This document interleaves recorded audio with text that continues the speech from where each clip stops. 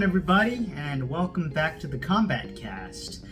Today's episode, I'm actually going to talk about a promotion that I don't really pay much attention to be honest, and that's the Professional Fighters League, better known as the PFL. Well, that's because a bizarre incident occurred.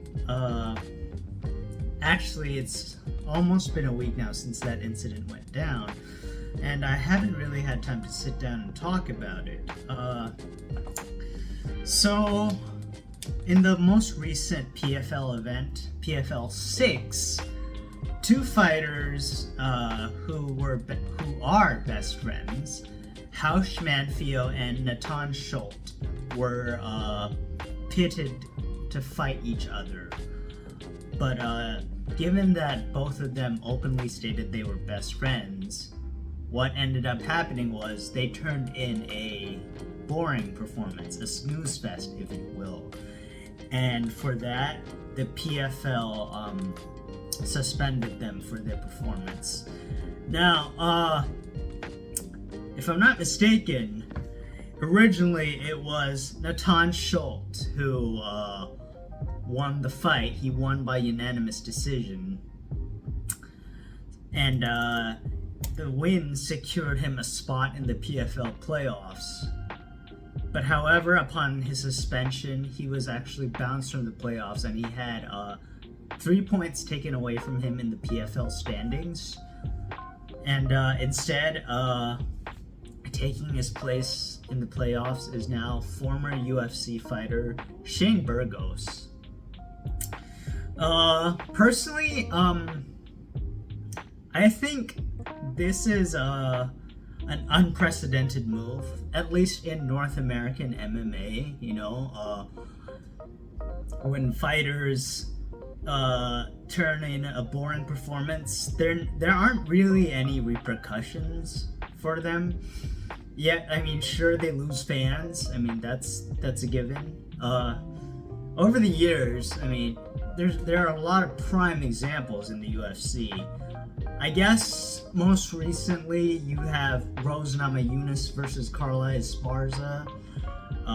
Their second fight of at UFC.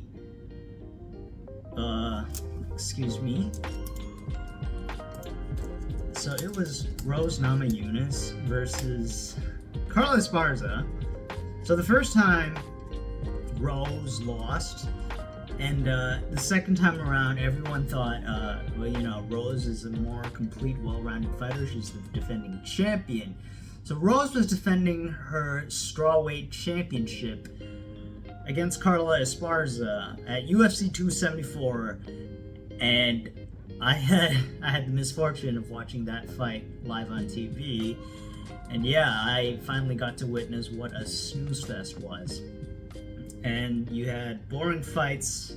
More boring fights that come to mind is Derek Lewis versus Francis Ngannou, who incidentally is now the president of PFL Africa. We have yet to see that come to fruition, but Francis Ngannou now has some pull in the PFL. So yeah, I guess in North American MMA, especially in the UFC, fighters don't really get, you know, penalized when they put up a boring fight. That's what I mean to say. And yeah, it was quite unexpected, you know, when I saw the news. But so what ended up happening, the two guys, Manfio and Schultz, refused to engage, and when you do that, like, the fans aren't the first people who are unhappy. But okay, so the PFL released a statement regarding the suspension. Here's what they had to say. Last night, Natan Schultz and Arash Manfio did not meet the standards which all PFL fighters agree to uphold in competition. All fighters in their PFL fight agreements agree to use their best efforts skills, and abilities as a professional athlete to compete and defeat any opponent. It was very clear that Natan and House did not meet that contractual standard in yesterday's bout. PFL immediately suspended both fighters from the season and deemed the fight to have 0 points for purposes of league standings. PFL takes this action in recognition of its responsibility to all PFL fighters and all PFL fans. So, I mean, I understand that, okay, yeah, Natan Schultz and House Manfio are best friends, but at the same time, when you're competing for a playoff spot in a promotion that has a league system like the PFL, I mean, you gotta engage, you gotta fight, you gotta put more effort into it. And I guess they were more interested in preserving their friendship than fight for the tournament. I don't know what was going through their minds. I mean, heaven knows. But in terms of global MMA, this isn't the first time something like this had happened. About a year ago, if I'm not mistaken, in a Russian promotion, Absolute Championship Akhmat, ACA, the president of the promotion, I believe, he actually stopped the fight. Like, he was there in attendance, and like when he saw how like lacking in action the fight was, he actually stopped the fight. So here's how the story goes. At ACA 141, the head of Absolute Championship Akhmat, Merbek Kasiev,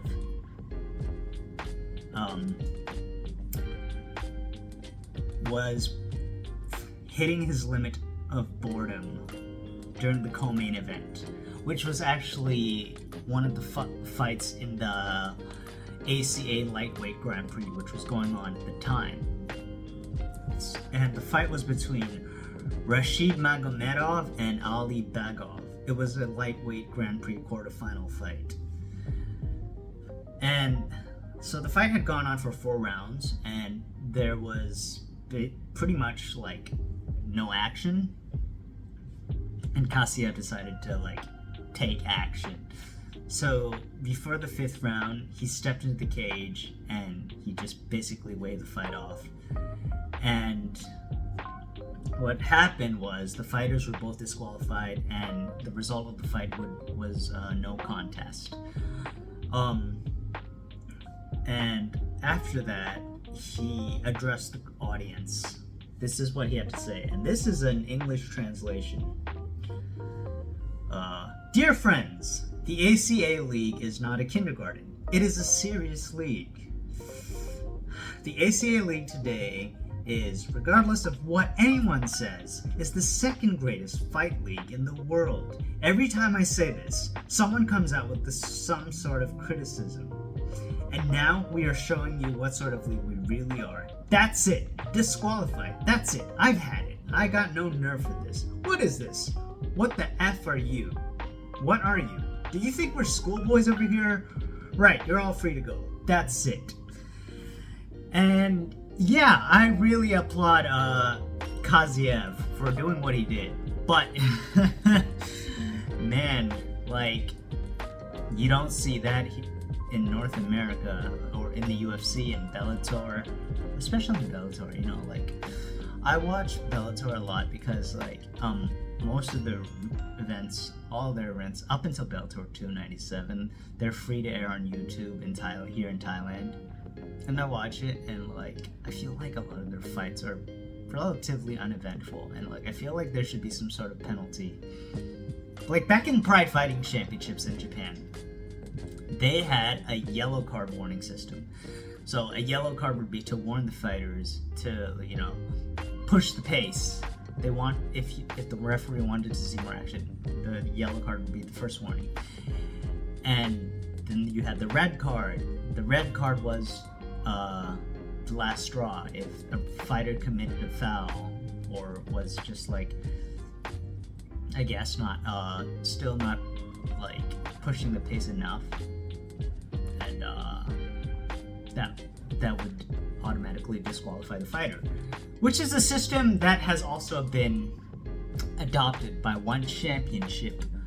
I've actually seen the yellow card being put to use effectively in one championship, and actually the red card being put to use effectively in one championship. One of the most recent examples of the red card being used in one championship was at the very first One Friday fight event, I think.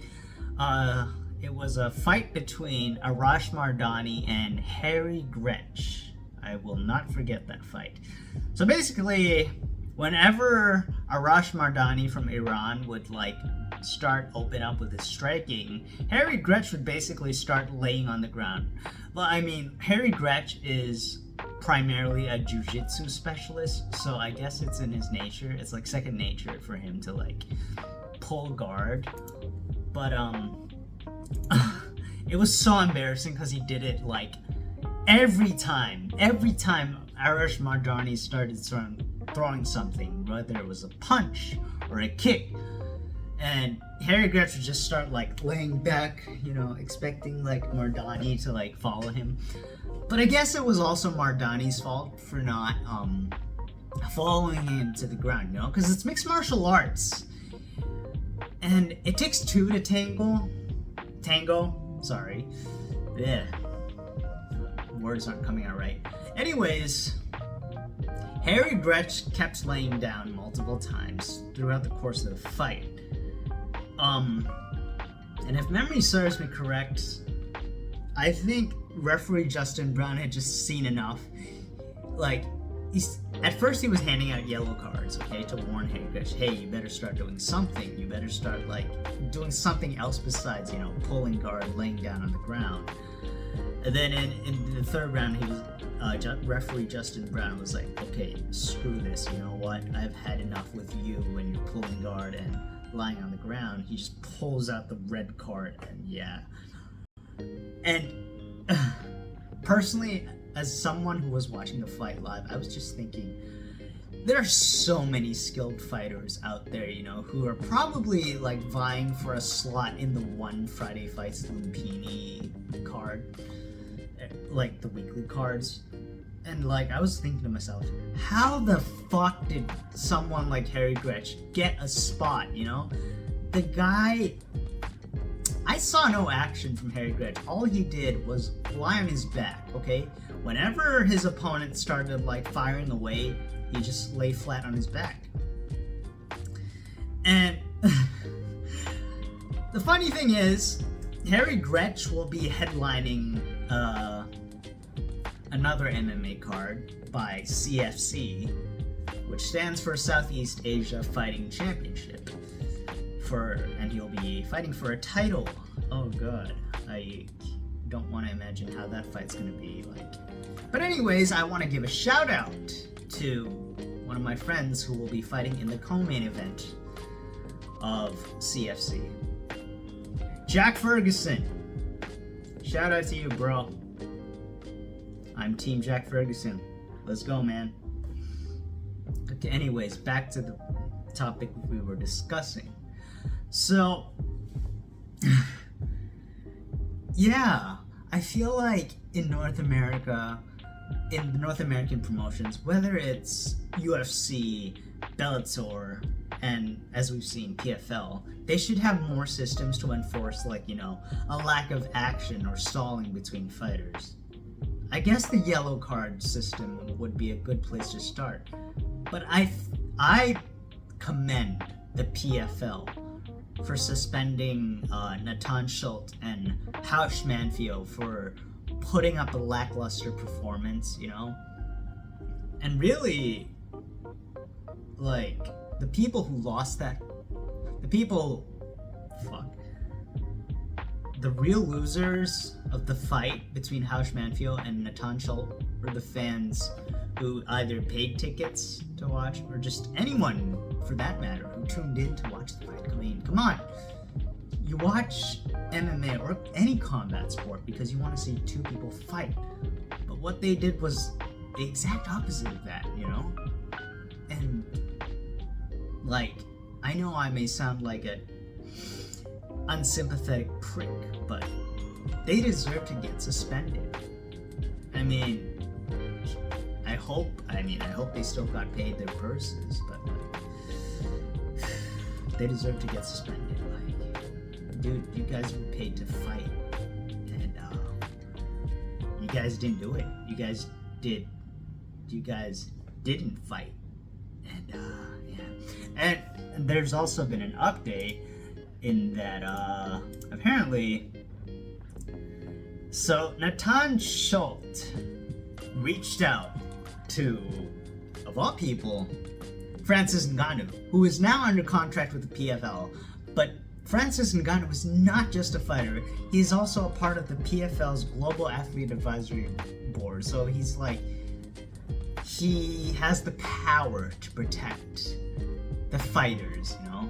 Like, so part of his contract includes, like, making sure his opponents get paid at least $2 million. But, I mean, come on, we all know Natan Schultz and Arash aren't going to be his opponents anytime soon. I mean, Ngannou is a heavyweight, and Schultz and Monfio are lightweights. Not the point. I guess what I want to say is, time will tell if Ngannou really has the pull and the power and the influence that the PFL claims he has. So he reached out on Twitter. This is what Natan Schultz had to say. He tagged Francis Ngannou. He tagged a bunch of MMA media outlets and the PFL. And he said, "I'm very unsatisfied with the decision that was taken by the PFL last night to favor Shane Burgos' entry into the playoffs. You remember Francis Ngannou's fight against Derek Lewis? He didn't throw 6 punches in the whole fight, and he wasn't cut for his performance that night. So I ask you, Francis Ngannou, since you protect the rights of the fighters, do you think this decision is correct?" Okay, so, I don't know how I feel, you know, how that would rub Francis, you know, when you bring up Francis, one of Francis' worst performances, you know, like saying to him, "Hey Francis, you remember one of your worst fights, right? Yeah, you didn't get cut for that. You didn't get any penalty for that, right? So it's unjustified for me to get suspended, right? So, hey, help me out, brother. You remember your worst performance? Yeah, and you didn't get punished for that, so I should get punished for my worst performances." I don't know, man. I don't think that's the right way to approach it, but I don't know. Let's see if Francis will help Natan Schultz out. But either way, I think the suspension is justified. Like, you can't put up a performance like that and not expect there to be consequences. Like, personally, as an MMA and combat sports fans, I just wish just any fighter or fighters will put up a show, an entertaining show. You know, I don't want to see a Rose Namajunas versus Carla Esparza 2. I don't want to see an Israel Adesanya versus Yoel Romero. Okay, those are 2 examples that come to the top of my head, but you know what I mean. I don't want to see a boring snooze fest. I want to see people throw down. That's why I tune into the fights. Yeah. So, tough luck to Natan Schultz and Arash. I mean, it sucks that they were best friends who were scheduled to face each other, but there's this saying in Thai. I forget how it goes. Like, basically, it's like opponents in the ring, but brothers outside. So basically they should have just like put aside their friendship for the time being, just for the duration of the fight, and then afterwards, whatever happens, whoever wins or loses, they could have just gone back to being friends. They shouldn't have just like, you know, put on that snooze fest they called a fight. Like, come on, that's just unfair to the fans. And yeah, that's my thoughts. That's just my thoughts on the whole matter. And whether as to Francis Ngannou can help on the situation, that remains to be seen. And Marbek Kaziev of ACA in Russia and won championship with their yellow card, red card system. They helped to set a precedent, and I can only hope that promotions in North America like the UFC and Bellator will implement some kind of penalty system that will, you know, penalize lackluster performances from fighters. Okay, one of the most boring fighters I can think of, right off the top of my head, in Bellator is Loganstorily. Okay, yeah, he's a great wrestler, but this is mixed martial arts. It's not wrestling. Okay, granted, I was happy to see him beat Michael Venom Page, but let's be honest, he was basically just laying and praying on him, okay? On the stand-up, he was getting lit up, but that's why he had to resort to his strengths, which was wrestling, and he was just like holding him down. And yeah, and the fight before that, I think it was against Dante Shiro. He was basically also like holding him against the cage, holding him down. And God, Loganstorily is one of the most boring fighters in Bellator. And yeah, he's one of the fighters that Bellator should penalize if they ever come up with a penalty system, that is. UFC, say no more. Bilal Muhammad. Gilbert Burns, he had a bum shoulder. Still, and Muhammad still carried him for 3 rounds. Oh my gosh. You know, funny thing is, I have never actually watched a Bilal Muhammad fight. But according to like the comments in like a lot of these UFC fan pages, it's a bore to watch his fights. And yeah. So the only finish he has in the UFC that I know of is his fight against Sean Brady in Abu Dhabi at UFC 280. But yeah, I guess Bilal Muhammad would be one of the first fighters I would want the UFC to penalize if they had a penalty system as well. But that's a long shot. One can hope. So yeah, that's my thoughts on MMA promotions and penalties. One Championship has their penalty system.